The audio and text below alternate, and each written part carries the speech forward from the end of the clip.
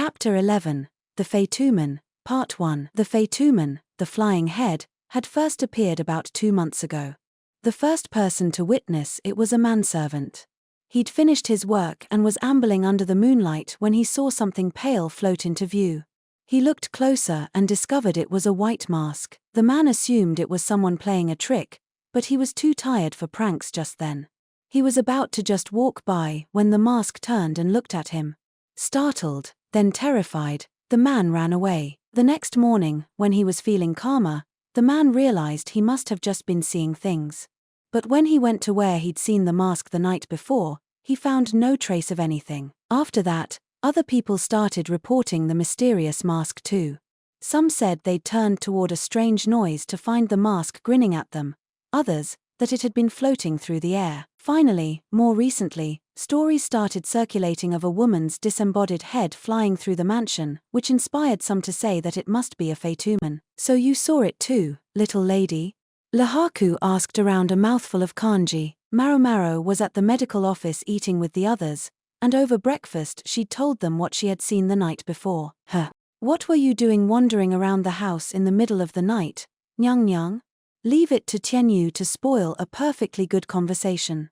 His meal consisted entirely of some juice. It seemed he was not a morning person. Yes. Who knows what might be lurking out there at night?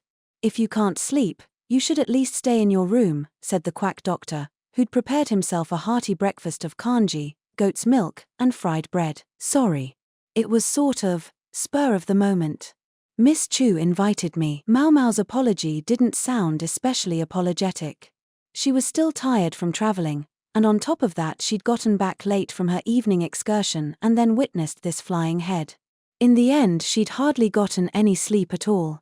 She didn't have much appetite and would have been happy with a breakfast of juice just like Tianyu, but the quack insisted she have at least a little kanji, so she was trying to force some down.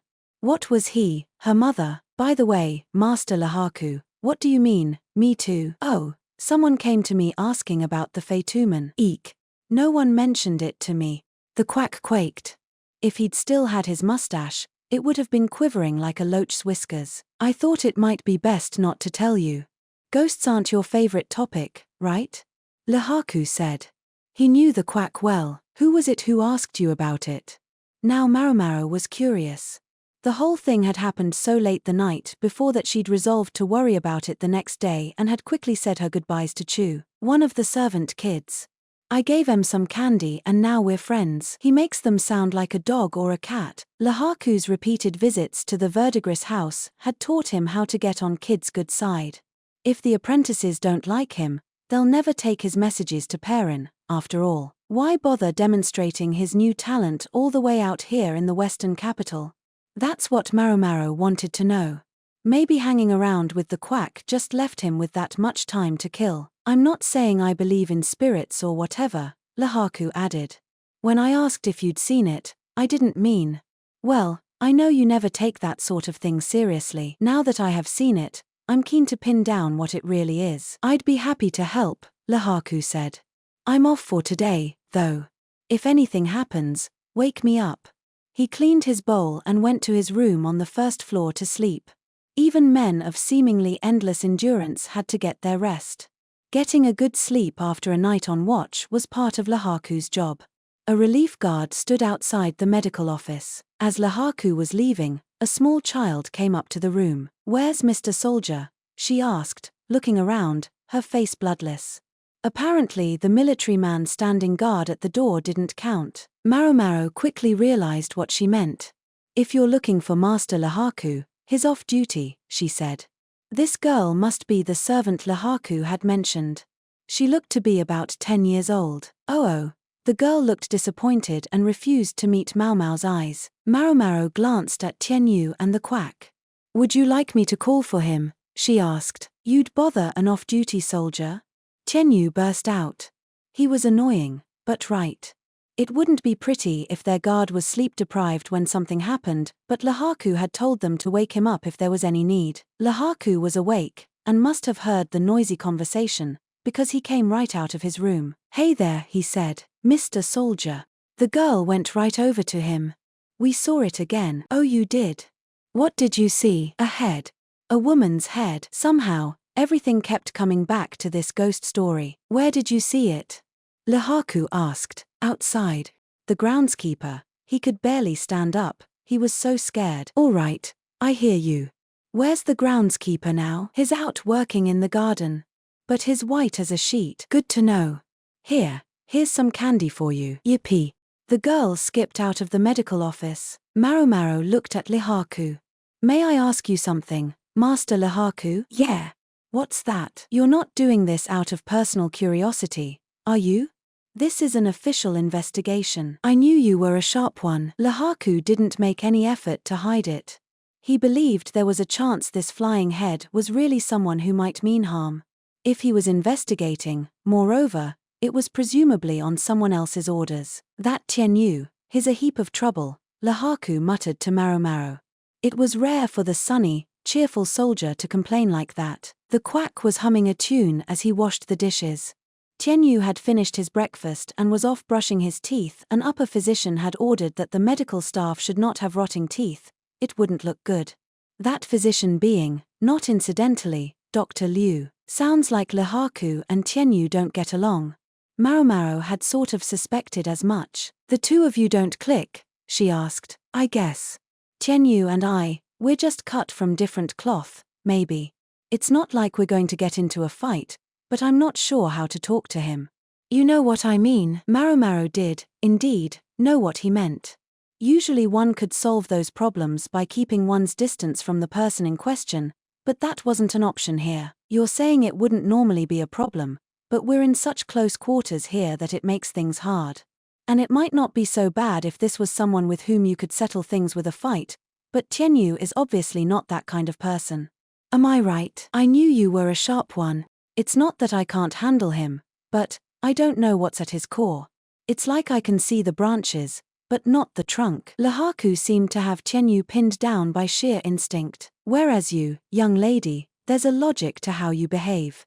Whatever you do, you can bet there's either poison or drugs at the bottom of it. You could at least say drugs or poison, please, Maomao replied. As far as Tianyu is concerned, you're right that his personality has a few wrinkles, but I don't think it's anything to be too concerned about. He had managed to become a physician, after all, and shorthand or not, they would never have brought him to the Western capital if they hadn't thoroughly investigated his background. Sure, I understand. Sorry. I'm a soldier, I guess I'm always thinking in terms of battle. Battle? How do you mean? The only thing I know for sure is that I could never trust him to have my back. Sheer instinct. There was nothing Maomao could say to that. She decided to put the topic of Tianyu aside. In any case, may I ask, did the orders to investigate the façade come from the Moon Prince? Yeah, that's right. Master Jinshi told me to. There was a name Maomao didn't hear much from other people these days. Wish he'd said something to me. Then again, Maomao did prefer to do things with the absolute minimum of conversation. Sorry, should I have told you? I know you, if something gets your interest, you work on it so hard you forget to eat or sleep. And my orders include not letting you run yourself into the ground. Maomao had thought she was keeping her monologue internal, but apparently the words had come out of her mouth, and now Lehaku was apologizing on Jinshi's behalf. Not let me run myself into the ground, huh? In that case, she could wish that he wouldn't summon her to his room. For someone who never stopped piling fresh demands on her, Jinshi sometimes tried to be considerate in the strangest ways. And now there's a floating head involved. He was always coming to her with problems that seemed right out of a ghost story. It's strange, though, Lehaku said. What's strange? Maomao asked. Other than the flying head, I mean, that's exactly it. When I first heard the story, people talked about a floating mask. But over the last 20 days or so, a lot of people seem to be reporting a flying head. Interesting point. What I saw looked more like a mask than a head. She'd only glimpsed it, so she couldn't be sure, but that was her initial impression. This is that thing we were talking about at breakfast. Hard to ignore, huh? Maomao spun at the voice behind them. It was Tianyu, back from brushing his teeth. He was grinning. Lehaku didn't look very surprised, he seemed to have guessed Tianyu was there. Eavesdropping is bad manners, you know, he said. Eavesdropping? Me? No. I was just curious how long the two of you would keep chattering together. An unmarried man and woman. Believe us, it's nothing like that. Maomao and Lehaku replied in unison. Believe me, I don't think it is. How much had Tianyu heard? So, that flying head. Some story, huh? What'd say? Wanna let me in on it? Absolutely not, Maomao shot back. Tianyu's face fell. Or, why not? Because you'll tell. I will not. Because you'll get bored in the middle of it and give up. That I might do. Lehaku stayed quiet, letting Maomao handle Tianyu. He really didn't like dealing with the guy. I can be useful, Tianyu said. If you don't think I can be, or if you think I'm a risk or whatever, it's just because you don't know how to use me. Do you also refuse to use scissors because you could cut yourself with them? Maomao looked at Lehaku. He looked back as if to say it was up to her. After a long moment, Maomao said, just don't get in our way. Yeah. There was the faintest gleam in Tianyu's eyes. Maomao and Tianyu started by going out into the courtyard where Maomao had seen the façade the night before. So, what happens now? Tianyu asked, although he sounded like he didn't much care. What happens now is you show us just how useful you can be, Mr. Scissors, Maomao said, looking around the courtyard. She'd told Lehaku to get some sleep since he'd been on duty the previous night, but had convinced him to leave his map of the mansion with her. Meanwhile, they'd told the quack they were just going to run a little errand, so their investigation had to be quick. You have to tell Scissors which paper you want them to cut. Although you can stab any old thing from behind with them. Maomao didn't respond to that.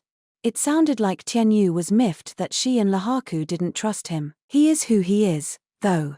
His commitment to ethics seemed, well, less than enthusiastic. How about we start by looking around all the areas the spirit is supposed to have appeared? Maomao suggested. Yeah, sure. The courtyard was where the mysterious mask was most often sighted. Most of the reports place it by that tree or on top of that building, Maomao said, looking at her blueprints. For an annex, this place was pretty big. Ho! Tianyu said, looking from the tree to the building and back. This was the same tree Chu had been dangling from last night. There were still a bunch of leaves under it, suggesting the groundskeeper hadn't cleaned up yet. Anything catch your eye? Maomao asked. Nah. What about you, Nyang Nyang? That was what he always called her. She'd given up trying to correct him, but these days even the other doctors were starting to do it. It was very frustrating. A couple of things. First she looked at the tree. This tree isn't quite like the others I've seen growing in the western capital. It's bigger and taller. Yeah. So what? Doesn't it make you curious? Different kinds of plants means different possible medicines you can make from them. We need to get a little closer to be certain what we're dealing with, though. Okay. And that has what to do with why we're here. That Tianyu, if he wasn't specifically interested in something, you couldn't get him to lift a finger for it. He was no fun, Maomao concluded, giving him a sour look. What's the other thing? Tianyu asked. The other thing is that the façade reported inside the house seems to take the form of either a mask or a face. Outside, however, people claim to see a head. I'm sorry, how are a head and a face different? What did you see, anyway, Nyang Nyang? A mask, I'd say. I spotted it just as it disappeared around the corner of that hallway toward this courtyard. She pointed to the place. A mask. So it didn't look like a head to you? No, definitely a mask or a face. But some of the reports describe it as a head. The discrepancy nettled Maomao. A head is basically the three-dimensional version of a mask, right? Tianyu said. He was clever, and he'd immediately put his finger on something key. I'm not completely sure we can put it that way, but I couldn't help wondering. I was thinking I'd investigate that tree. Go right ahead. Need anything from me? The dull scissors had finally decided to sharpen up. If you'd be so kind, then. Maomao took a handkerchief from the folds of her robe and wrapped it around a rock she found on the ground. Toss this into the branches for me. Yeah, sure. You make it sound so easy. Despite his grumbling, Tianyu tossed the rock beautifully, catching the cloth on a branch. It wasn't exactly proper etiquette for a court lady to be climbing a tree. A handkerchief that had been blown away would provide a convenient excuse. Maomao trotted up to the trunk of the tree. The plant was a broad-leaved thing almost 6 meters tall. Osman thus, she observed. A tree that produced a profusion of small, strong-smelling blossoms that could be used for making Osman thus wine or floral tea. Maomao grabbed onto the trunk and had just gotten off the ground when she exclaimed, "Yuck!" Her hand was covered in half-dried bird doo-doo. The stuff was all over the tree. "Gross," Tianyu offered. "Keep it to yourself, please," said Maomao. She studied the gunk on her hand, then gave it a vigorous sniff. "Are you, smelling that?" Tianyu asked, unable to ignore what he was seeing. Maomao, however, just stared at the ground, then poked something she saw there with a stick. "Hey, what are you up to?" Tianyu asked, more confused than ever. Maomao picked up 2 small twigs and held them like chopsticks. "Huh? You're picking it up. You're picking something out of poop, using chopsticks." He backed up a step, giving her a profoundly suspicious look. Maomao wasn't exactly thrilled to be doing this, but there was a lot you could learn from animal dung. In addition to the not quite dry bird droppings, the space under the tree was home to something that looked like hairballs. They came from specific kinds of birds. Some of them would spit up things they couldn't digest. "This bird appears to eat mainly bugs," Maomao said, dissecting the hairball with a stick. Inside, she discovered insect wings and legs. "Well, yeah. Birds usually do, right? There's some fur in here too. Probably from a mouse or something." She also spotted some bones alongside the fur and insect bits. "So it eats mice. Probably from a hawk or some other bird of prey." Then, bugs were one thing, but if this bird was eating mice, then it had to be of a certain size. "Yes." However, Maomao looked around. The wealth of water and greenery in this house attracted a fair number of birds, but she didn't see anything that looked big enough to eat mice, at least not at the moment. A bird like that would have scared off its smaller cousins, anyway. Maomao gave it another moment's thought, then looked at the building. "It's not possible to get up on that roof, is it?" she said. "I dunno. Want me to throw another handkerchief up there? Think you could get it that far?" "Doubt it." This didn't seem to be getting them anywhere. Maomao was just thinking it was time to go back when something moved at the edge of her vision. She looked toward it and saw some latticework decoration under the eaves. "I changed my mind. I do want to climb up to the roof." "What? But there's no way up. There's got to be something.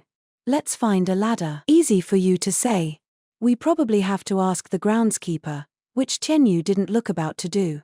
His interest seemed to be flagging. "The groundskeeper? That was the old man who'd said he'd seen the head yesterday, wasn't it?" Maomao headed for where the groundskeeper was cleaning up. "Excuse me. Could we possibly borrow a ladder?" "What? You think you can just march up and demand something like that?" The groundskeeper was looking very put upon. He seemed all around gloomy, maybe on account of his strange encounter the day before. "They told us to be polite to the visitors, but they never said we had to help you climb up and mess around on the roof." "And right they were too," Tianyu said. "Whose side is he on?" Tianyu was obviously not going to be any help.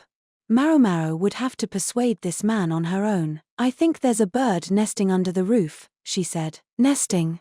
You know, now that you mention it, there have been a lot of droppings around lately." "Yes, sir. Having bird nests around can only mean more work, so I thought maybe I'd clean it up. I would be perfectly happy if I could just keep any eggs I happen to find. They're a medicinal ingredient, you know." "Medicinal? You don't even know what kind of bird it is up there." "True, sir, but most eggs are very nutritious, regardless of species." Maomao was sort of making things up as she went. Most eggs were edible, at least, if you cooked them. Then she added one last, little push. "I think I might know what's behind the ghost that's been terrorizing everyone lately." "Why you do?"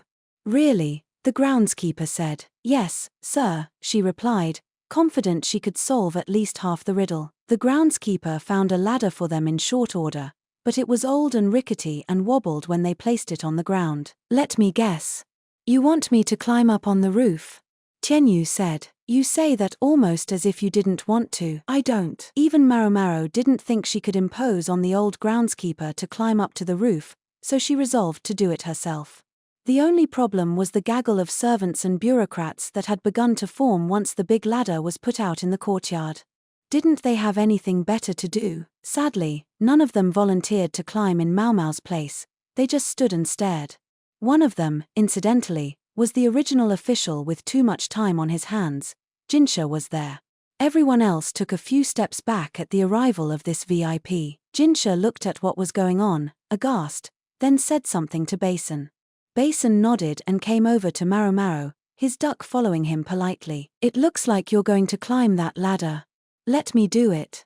"What do you need up there?" "You'll climb up there for me, Master Basin." Frankly, if that was the choice, Maomao would rather go herself.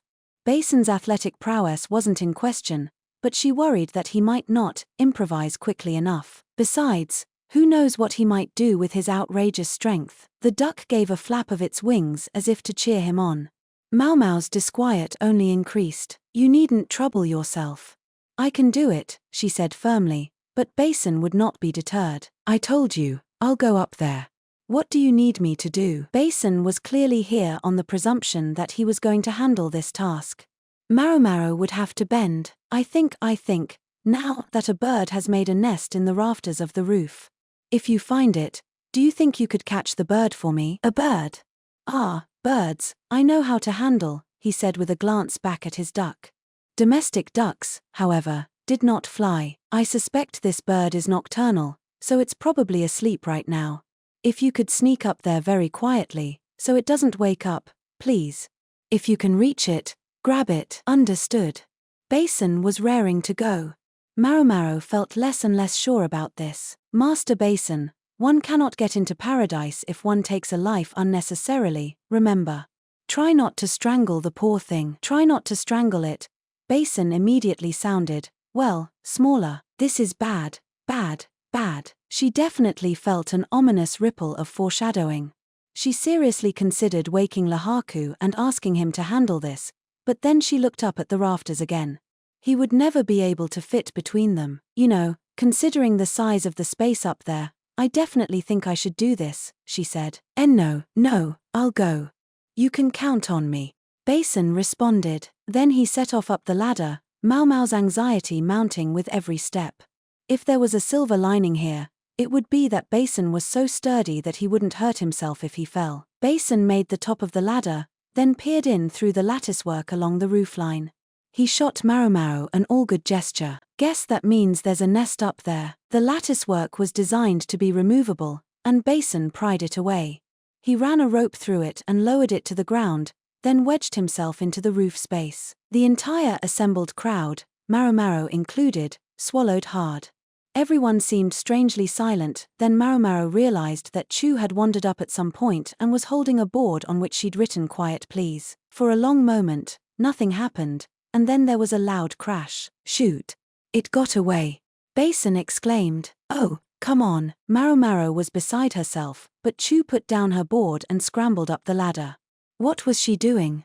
She took up a position in front of the open roof space, and as a small object came flashing out she caught it in a net. Everyone, once again including Maomao, was stunned into silence at Chu's display of dexterity. "Where'd she get that net from?" Maomao wondered. "Gotcha!" Chu cried and held the net aloft.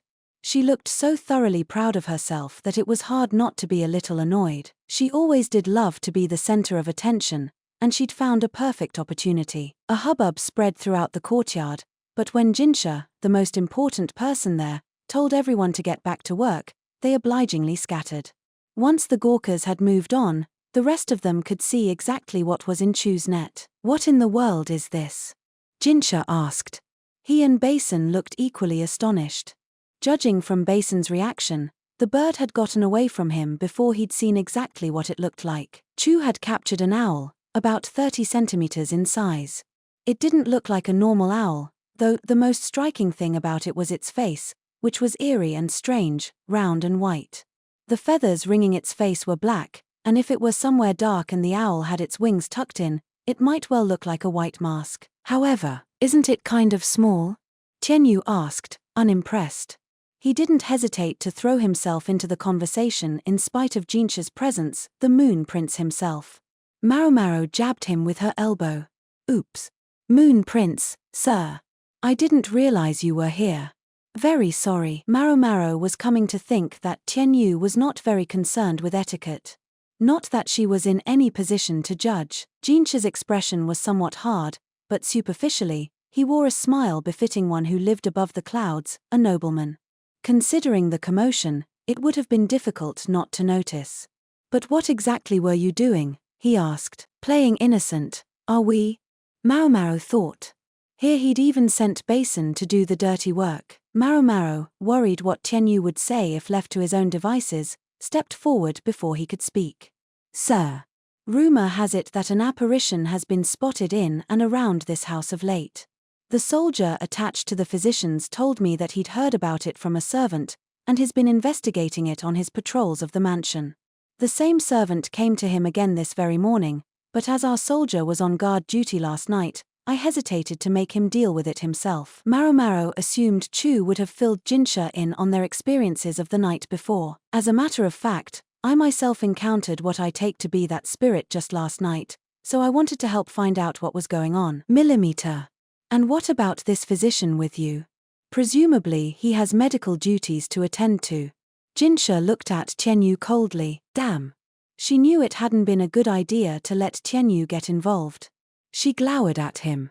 He, however, stepped forward with an innocent look.